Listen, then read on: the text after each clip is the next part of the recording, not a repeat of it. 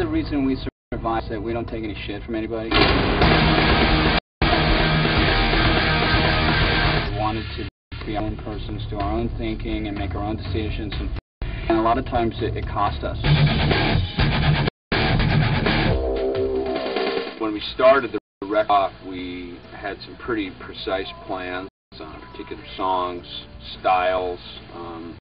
We had to go back and research and listen to records from the 70s, disco records, Fleetwood Mac records. We listened to all kinds of that we traditionally wouldn't just put on in our cars, you know, listen to. Actually, the title risk for this album is about as fitting as it gets.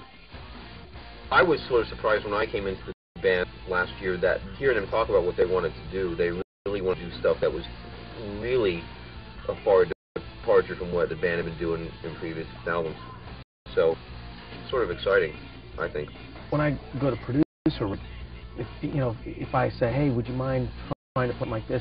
Usually, you see people go, I don't play that instrument, I don't feel comfortable doing that.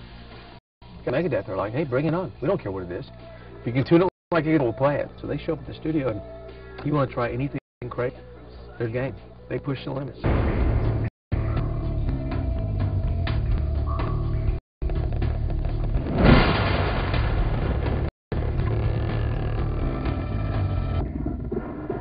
Right now, you see the majority of the metal bands went the way of death and black metal and doing the rough, and it sounds like the Cookie Monster's their front man.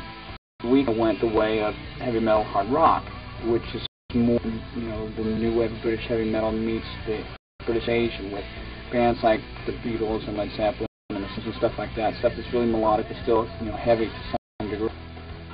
I think there's songs that people who would never even contemplate buying a Megadeth CD are going to hear stuff and go, this is pretty interesting. Maybe we should check this out.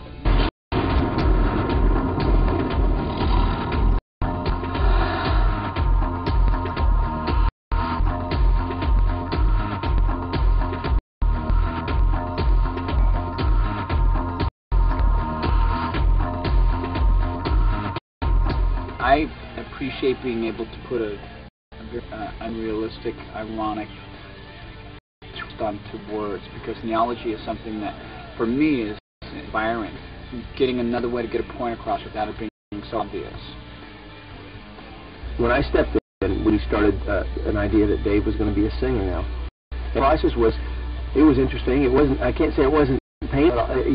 Dave is the kind of guy. He walks into the studio and say, Dave, you gonna warm up your voice? And Dave looks at me like, what? Huh? You're gonna warm up, do some vocal exercises. He grabbed a waistband and he went, okay, and that was it.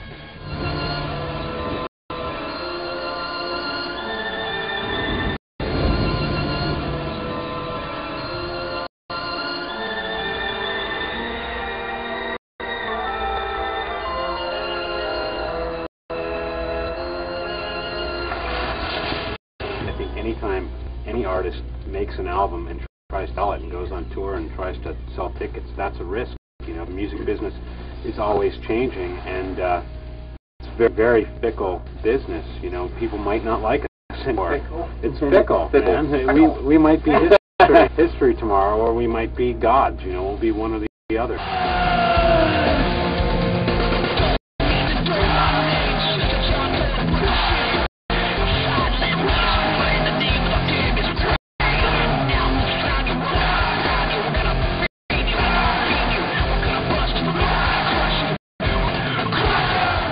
I see them as a band just continues to push boundaries. Will not be different by a label. They're one of the only bands that have survived in the last 10 years. I mean, from the 80s, they initially started in the 80s, and all the bands, VH1, where are they now? Show, not Megadeth.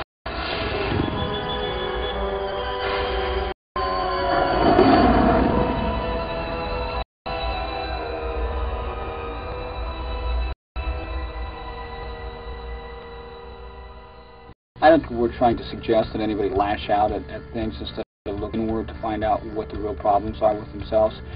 It's easy to blame your parents and to blame society and to blame somebody for your own inability to cope with things. And the only thing that we appreciate our fans getting the music is that, you know, become proactive and not reactive.